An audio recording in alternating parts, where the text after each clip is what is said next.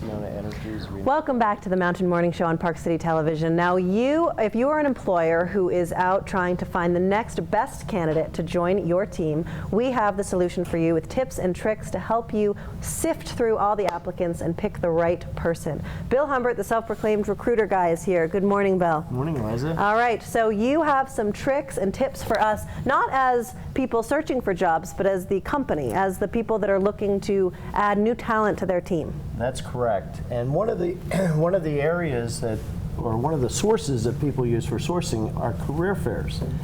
And today we're going to talk about the single most important action that a company can make during a career fair to improve their experience. And it has to do with the way we're sitting right now. We sort of have the traditional, table. We're set up at our job fair. We're waiting for applicants to approach us. But what's wrong with this picture?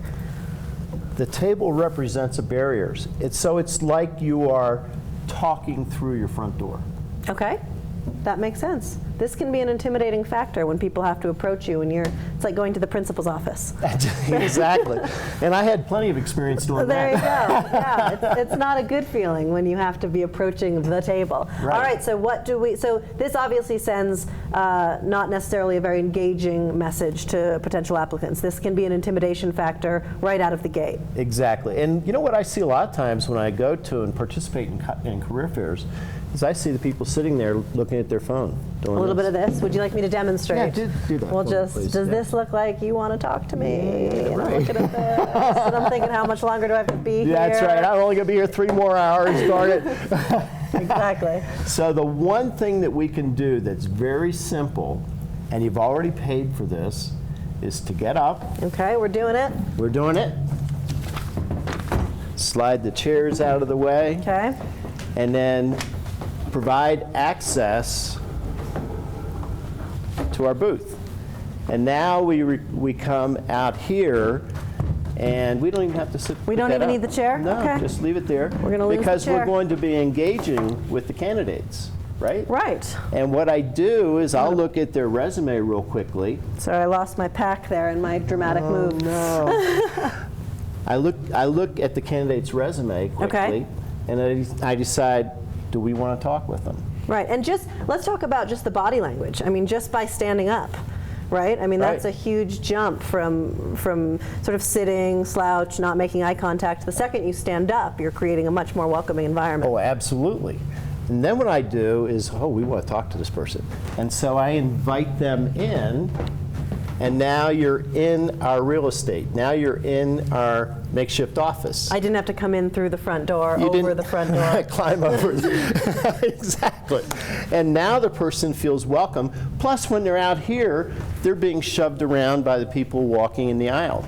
Well, also, I mean, it's intimidating enough to sort of pitch yourself to a prospective employer. You don't necessarily need a public audience, of other candidates that are vying for maybe a similar position to be listening in or sort of cutting into your time with the recruiter. Exactly. Yeah, there's a sense of privacy that you're sort of providing them. Right. And you can have 2 or 3 people. If you have 2 or 3 people working the booth, one can be standing here, one there, one over here, and all screening and keeping all 3 of those candidates out of that area of traffic. Right. Now, if I'm not interested in the person and I have a favorite company that I want to keep busy, okay. I'll look at their resume and I go, we don't have this kind of position, but you might want to go down to Verizon down there and get a line in front of the Verizon so they don't steal the good candidates. So they'll take you'll get to weed them out and then send them away, right? Exactly. Okay, yeah. Look, it's a tactic, it works. Everybody's vying for the best addition to their team, right? That's right. So we're talking about the perspective of the employer. What if now I'm standing on this side of the aisle as somebody who's interested and wants to become a member of whatever organization you're representing? What kind of tips would you give for their level of engagement coming from the other side at a job fair? Well, first of all, keep in mind the psychology of this. Now you've left this open for them, okay? And so now they're feeling more engaged, more welcome, and it will help that person be more open to you because you're now more open to them. Right.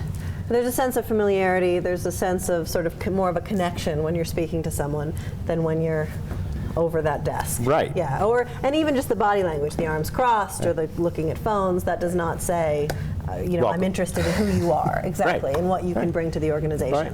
Fantastic. So it's, you know, it's just like anything else in recruiting. There's an awful lot of psychology involved. And as long as you use that to your advantage, the company is going to be much more successful at career fairs. And just we're talking specifically job fairs. In the world of LinkedIn and online job postings and all of these things, how frequently are job fairs successful? I mean, who do you recommend search out a job fair? Any company that has, well, it depends on the job fair too. Okay. Most career fairs that you're familiar with are more professional, but some of them, we have one coming up in Park City that's going to be a seasonal worker career fair. Is it the end of October? End of October, yeah. So I know, like Stein Erikson Lodge, if people are looking for resort jobs, Stein Erikson Lodge does an open house, Montage does an open house, Deer Valley does a fantastic open house where all of the different divisions sort of get together. And if you're not sure what you want to do, which I know a lot of people say, I want to work for this company, but I really don't know where I fit, they'll have representatives from their food and beverage or from their lodging or from, you know, if it's a resort, their skier services, and you can literally, I mean, talk about being efficient, go down the line and see who you sort of vibe with the most, Right. where you think that you'll be the most successful. Right, and where am I going to be a fit? You know, Where are that's you the gonna be a HR, you know, that's the lingo. Where are you going to be a fit? And I think you also have to remember, too, to look past the resume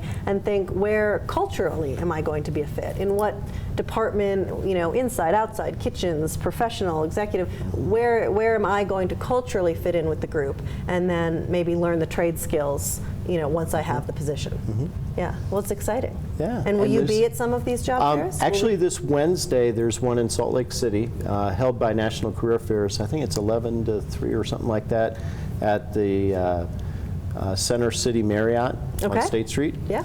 And that would be a great place for people to see and meet a number of companies. I think there's 25 to 30 companies coming, and I'm bringing a division manager with me. So this is an opportunity for them to actually meet the manager. Fantastic. And then what should they bring? Any resume tips? Well, the first thing I would suggest from a company perspective is accept their resume. Even if you're not going to do anything with it, even Keep if it you on tell file. them, right, even if you say, normally we put them in our computer, put them in the database. Because you never know, right? You never know. Just take their resume. They've spent a lot of time working on it. It's so painful. Yeah. I know from mine.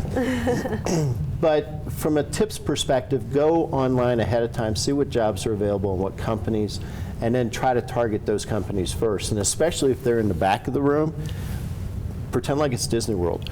Go to the back of the room Go first. straight back. Get there first. Get there first. Now you have some quality time. All right. Bill, thank you so much for being here. We always learn something new. Thanks, Eliza. It's fun being here. Absolutely. So if you are looking for a new job, never fear. Park City is just starting to ramp up and the employment opportunities are abundant. So make sure you check out all the different hotels and resorts and see where you may be a good fit. We will be right back with much more here on the Mountain Morning Show. This is Park City Television.